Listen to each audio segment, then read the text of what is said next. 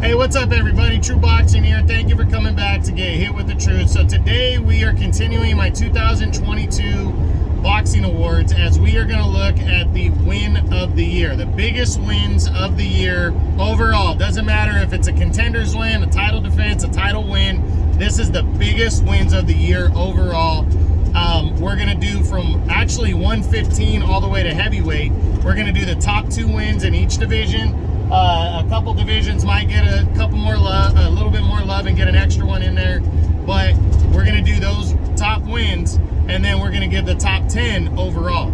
So bear with me on this one as we go through it. And I'm going to go number 2 and number 1 in each weight class. I'll give you the biggest win at the weight class. So 115, we kick it off at that. Number 2, the second biggest win of the year goes to Jesse Bam Rodriguez for his 8th round TKO of Sor Rungvisai. This was a big win right here for Rodriguez because Rodriguez was an undefeated youngster, hadn't really proven himself yet. You know, he had beaten Carlos Cuadras, had a good year there, you know, starting off the year by decision.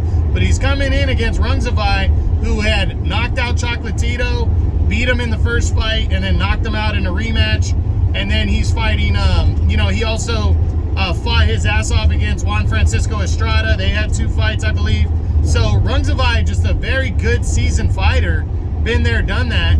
And man, he walked in and Bam Rodriguez just dominated him over 8 rounds. He just picked them apart, outworked them, outboxed them, and stopped them in the 8th round impressively. That was a very big win right there.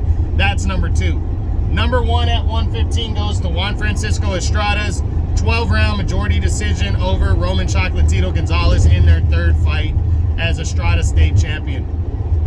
This was a big one right here for both these guys. You know, you had Chocolatito, you know, trying to leave no doubt about it, and both guys were. They both had a point to prove. Hold on, excuse me. Thank you. They both had a point to prove at the weight. You know, they had fought to a split decision where Estrada took the win in 2021, and both wanted to prove they were the better man, and Estrada went in there and outworked just slightly over Chocolatito. I think that this time was probably the most convincing of, you know, that it was more convincing this time than it was last year in the split decision, for sure. And I think he got, even though it wasn't clear cut where he, you know, where it doesn't warrant a 4th fight, I think you walked away knowing that Estrada was just a little bit better, and that's huge. So it was the rubber match, excuse me. Estrada proved why he's a top dog at 115 with that win. Next up at 118, number 2 goes to Naoya Inoue's 11th round knockout of Paul Butler to unify all 4 titles at bantamweight and become the undisputed bantamweight champion of the world. You know, coming into the fight, it was a one-sided. The reason why this one doesn't trump number 1 and why it's number 2, even though it was worth more, nobody really expected Paul Butler. He was just kind of a guy that they, you know, that was just so happened to be the belt holder. I mean, he really lucked out to become WBO champion. He got upgraded, and you know, nobody was expecting him to beat Inoue going into this one. Nobody thought he had a chance, and Inoue just went out there and dominated him. Butler didn't seem too keen on engaging. It looked like he was just trying to go the distance, and then Inoue just body punch, stopped him in the 11th round. Didn't really pose much of a threat, but it was a huge win based on him becoming undisputed champ. So that's why that's number 2. Number 1, though, without a doubt, in my opinion, is Naoya Inoue's 2nd round TKO over Nonito Donaire in their rematch, as Inoue unified 3 of the 4 belts at 118 bantamweight. Their first fight was great back in, I think, 2018, 2019 in the World Boxing Super Series Finals of Season 2. And it was a great fight of the year candidate. And this is the first time the Monster looked like, you know, vulnerable against the Hall of Fame Donaire. And then since the fight, the Monster stayed dominant, and Donaire dominated his 2 younger opponents. So going into this fight, everybody thought Inoue was, you know, maybe he was overlooking Donaire the first time, but Donaire's a Hall of Famer. It's huge. And he went out there and just wiped the floor with Nonito in 2 rounds, unified the three of the 4 belts, knocking him out. impressively and leaving no doubt who the better man was. So that's number 1 at 118. Now 122, the second biggest win of the year goes to Marajan Akhmadaliev, MJ, his 12th round TKO of Ronnie Rios to retain the unified title. You know, MJ came in the solid favorite, but Rios is always a game opponent and a veteran. He's been there, done that, and people just thought it was going to be a competitive fight, and MJ pretty much dominated the action. I mean, Ronnie Rios had his moments, but he broke down Rios to the body. He even broke his hand during the fight and was well ahead heading into the 12th round, and he decided to press the action and go after the knockout, and he landed a wicked body punch that finally put Ronnie Rios down, and he stopped him in the 12th round of a fight that he was winning to retain his unified title with a broken hand. So that right there, that earned him number 2. Number 1 goes to Stephen Fulton for his 12-round unanimous decision over Daniel Roman to retain the unified title.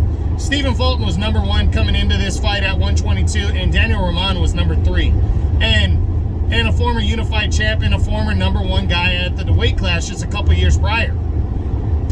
And Stephen Fulton just took advantage of Daniel Roman. He dominated him. He really did. He picked him apart, beat him to the punch consistently all night, and won a damn near shutout unanimous decision. So that's big. And then retired the veteran Roman. So big time victory right here for Stephen Fulton. That definitely was the fight of the year at 126.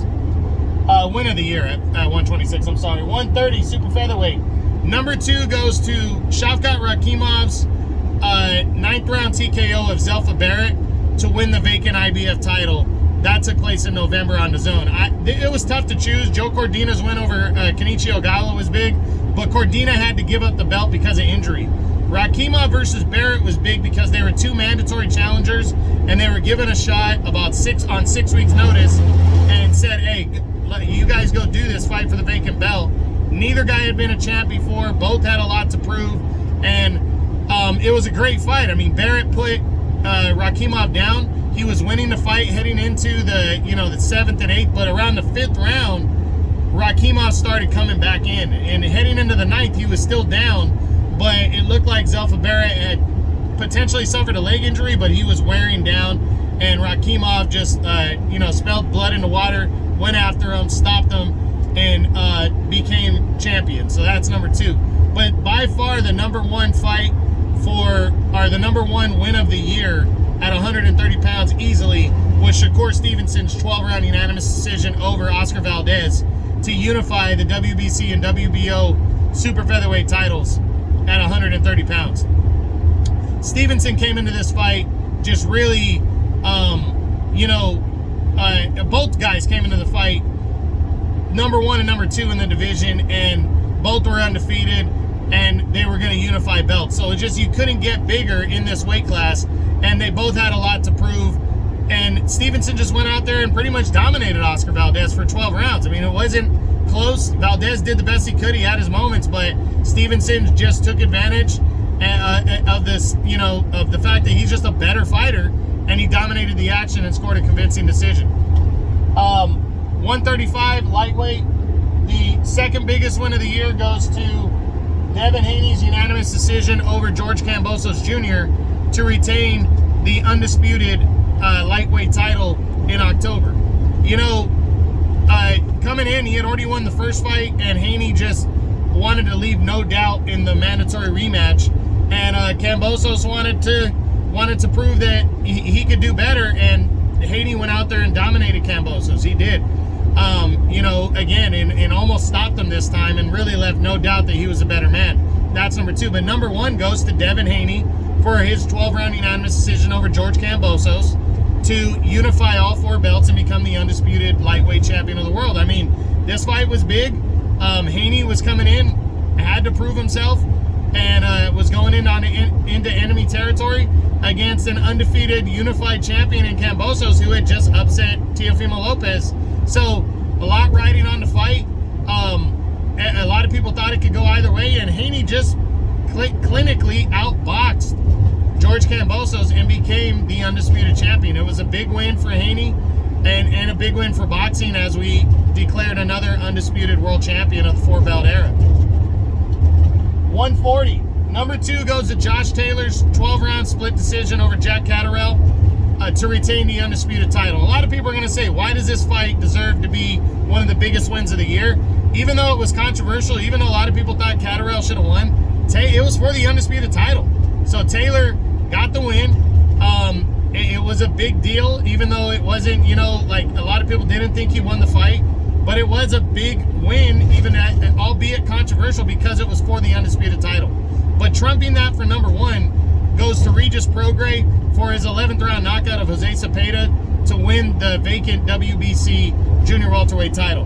Heading in, it was a 50-50 fight, and a lot of people weren't sure if Zepeda, who is just a very good, solid contender coming in, if he could claim the title, or if the former champ Prograis was gonna prove to everybody that the fight with Taylor back in 2019 should have went to him, or people were gonna question it even more if it should have went to him with a solid victory. And he went out there and in what was a 50-50 fight on paper, he went out there and dominated Zepeda. He really did. He outworked him. He continuously beat him to the punch. He took whatever punches that Zepeda had and kept coming, and finally impressively stopped them in the 11th round, leaving no doubt. So big win for Prograis.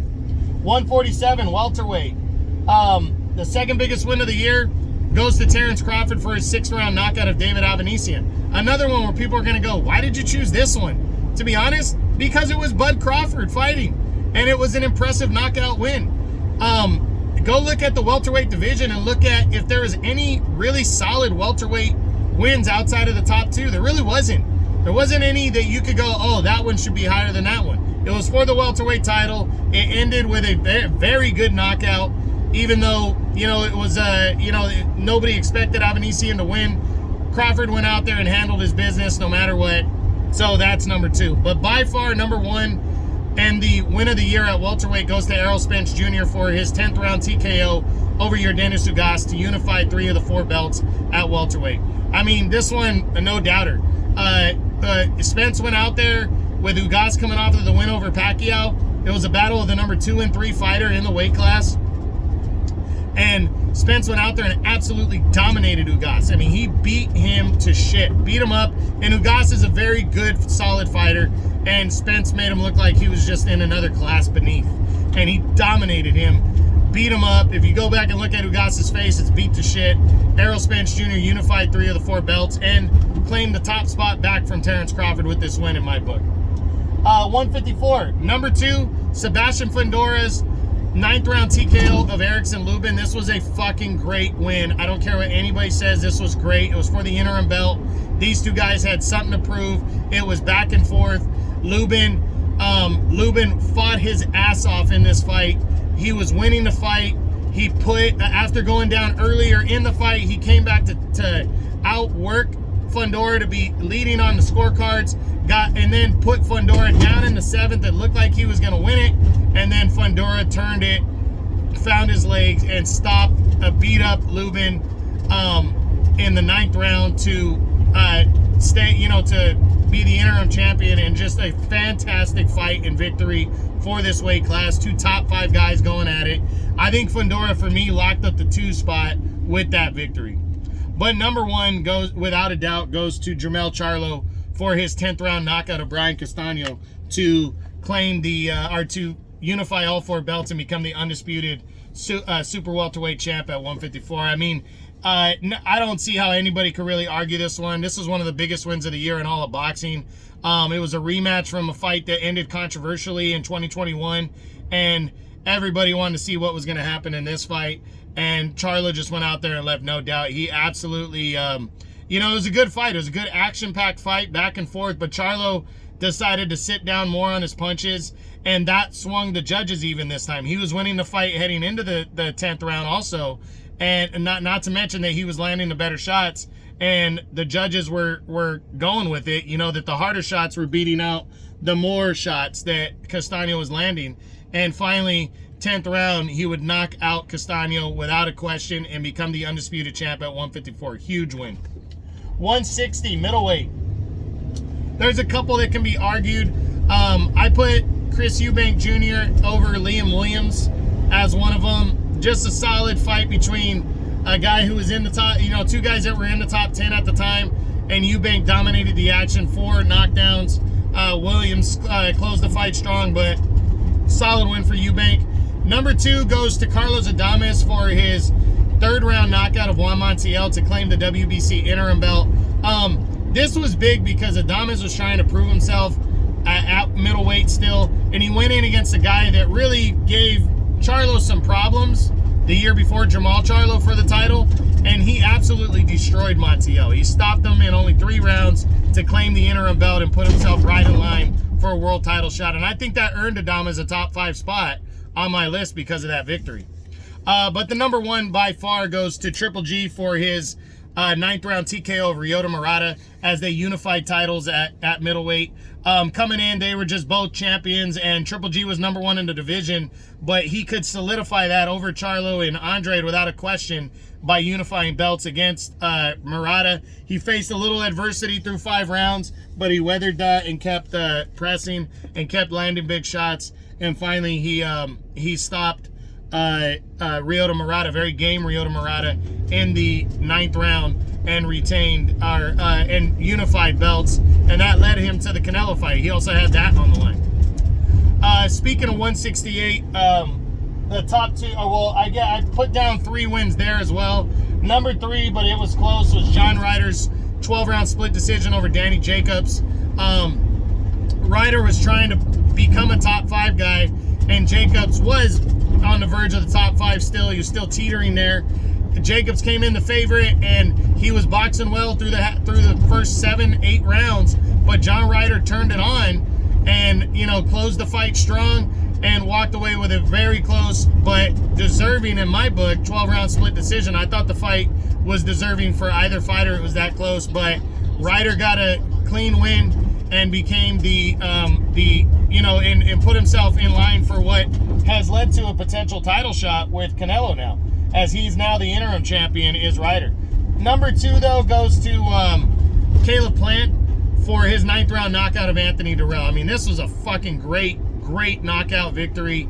He really went in there and proved how, that he is a legitimate,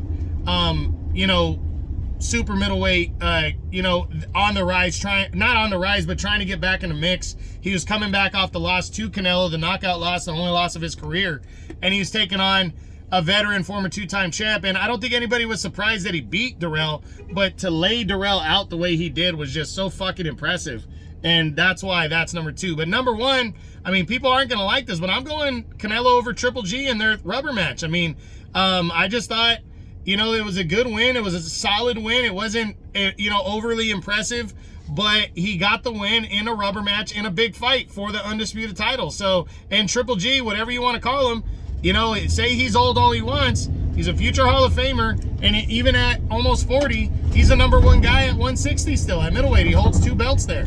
You can't argue that point. So, Canelo went out there and convincingly won the fight the 3rd time around.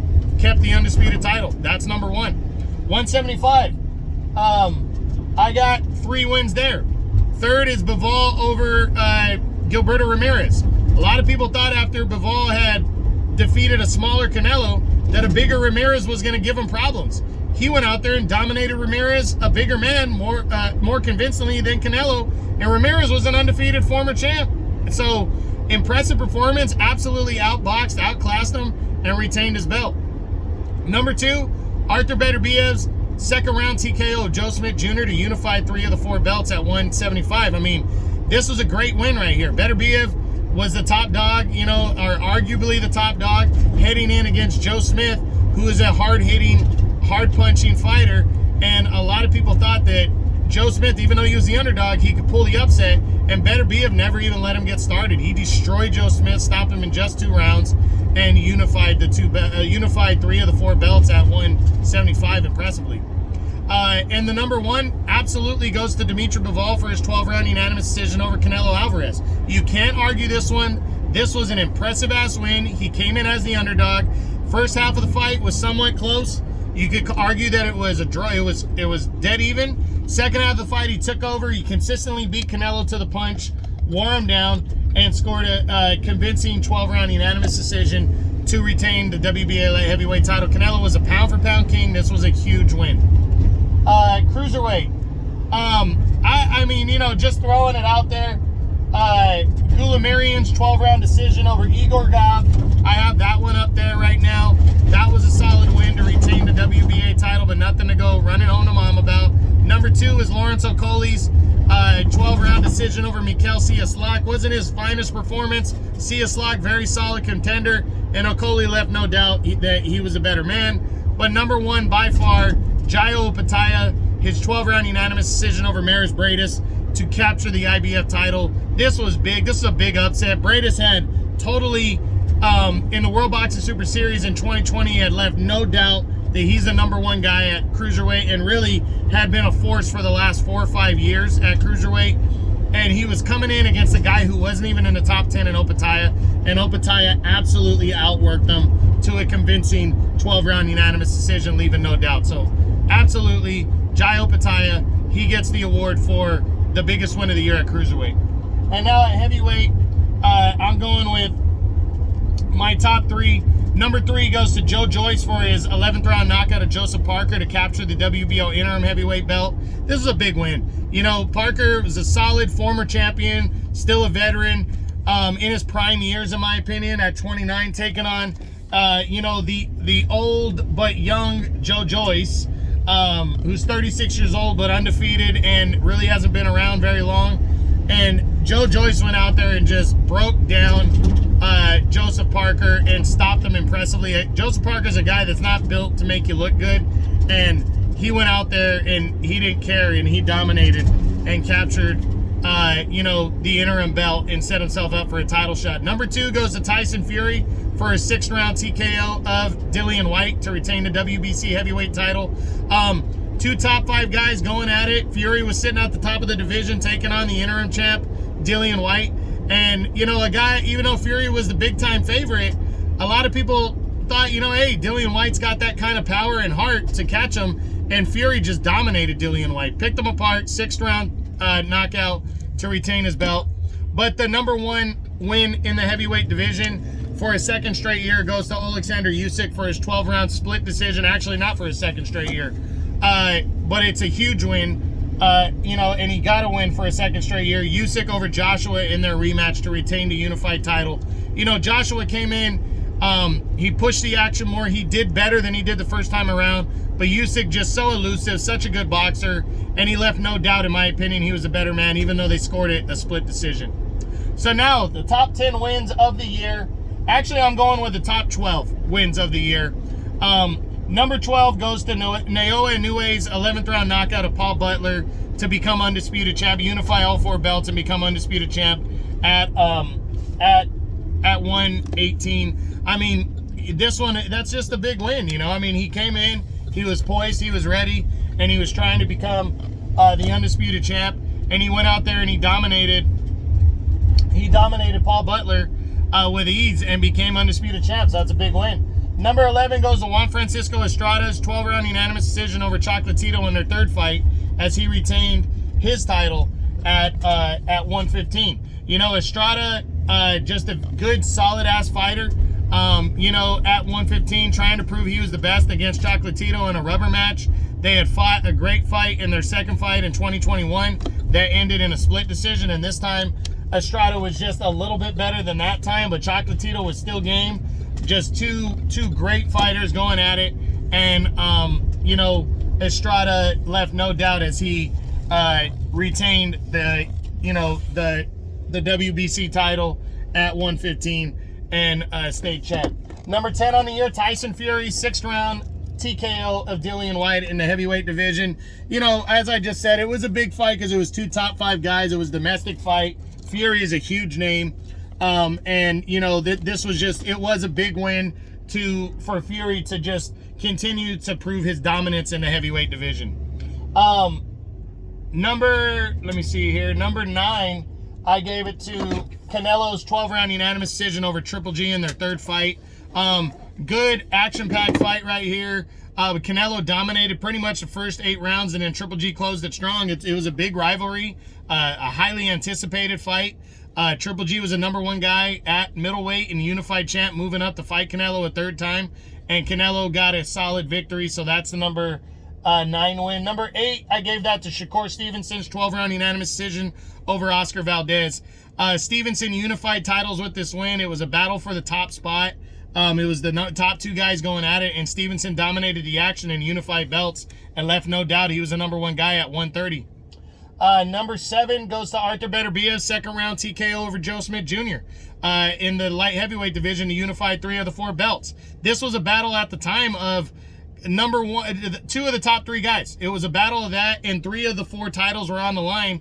And it was a kind of fight where, yeah, maybe more people thought Beterbiev was going to win, but a lot of people thought Joe Smith could pull off the upset. And again, he destroyed Beterbiev. He left no doubt. He dominated him. I mean, Beterbiev destroyed Joe Smith in just 2 rounds and left no doubt, knocking him out. Impressive. Number 6 goes to Devin Haney's 12-round unanimous decision over George Kambosos in their first fight to unify all 4 belts and become the undisputed champ. You know, when you become the undisputed champ, it's a big deal.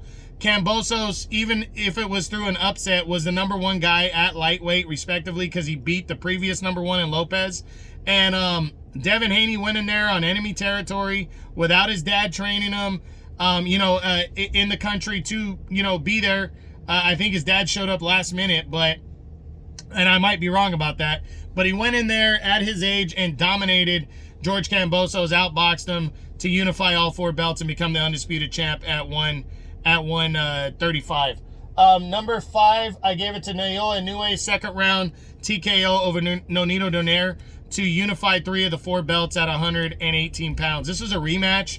It was a, big fight. A lot of people were looking forward to it. Donaire was the only guy that had made the monster Inoue look human. And everybody was excited about the rematch. The first fight was a Fight of the Year candidate, and nobody expected Inoue to go out and just destroy Nonito, a future Hall of Famer, in just 2 rounds. So that was impressive. That's number 5 on the year. Number 4, I gave it to Errol Spence for his 10th round TKO of Yordenis Ugas. This was also 2 of the top 3 guys at welterweight battling it out to unify 3 of the 4 belts. And I think a lot of people thought it was going to be competitive, and Errol Spence made sure it wasn't. He dominated and beat up Yordenis Ugas, stopping him in 10 rounds to unify 3 of the 4 belts. Number 3 goes to Alexander Usyk's 12-round split decision over Anthony Joshua in their rematch. I think Usyk, nobody was surprised that Usyk won the rematch, but he faced a little more adversity against Joshua this time around. And it's just a big win to beat Anthony Joshua, who has been a consummate heavyweight champion for the last few years. It was a big deal, and to leave no doubt that he was the better man, that was impressive, and it was a big fight. So that's number 3 on the year. Number 2, I gave it to Jermell Charlo's 10th round knockout of Brian Castano to unify all 4 belts and become the undisputed champ at 154. This was the biggest undisputed title fight of the year, in my opinion, in terms of the result, because there's no doubt was left in this fight, none whatsoever. And it was the most evenly, it was an even match going in too, and he left the most little doubt. I mean, you look at Devin Haney and Kambosos, I think more people thought Haney was going to win, but some people were thinking Kambosos were going to win, but it was more Haney, and nobody was surprised when Haney got the win. Then he had Canelo beating Triple G, nobody was surprised by that. And Canelo was a heavier favorite going in too. And then Inoue and Butler, Inoue was a huge favorite, and Butler was a huge underdog. And yeah, he made it look easy, but that guy wasn't supposed to be there. Well, Castano and Charlo were dead even almost going into the fight. And, it really was a fight that people thought could go either way, and Charlo knocked him out and left no doubt. And it was impressive to become undisputed champ. That's the 2nd biggest win of the year in boxing. But the biggest win of the year, in my opinion, there's no argument, Dimitri Bivol's 12-round unanimous decision over Canelo Alvarez. It wasn't just for the light heavyweight title. Bivol was supposed to lose this fight. He went out there, cleanly outboxed and outclassed not only the undisputed champ at 168, but the pound-for-pound king of boxing, Canelo Alvarez. He outboxed him, outclassed him, and left no doubt, and retained the WBA light heavyweight title. That was a huge win over the pound-for-pound king, and that was the 2022 win of the year. And those are my 2022 boxing awards for the biggest win of the year. I hope you guys enjoyed the video. If you did, smash the like button, leave a comment, subscribe to the channel. I appreciate any and all support. This is True Boxing. You've been hit with the truth.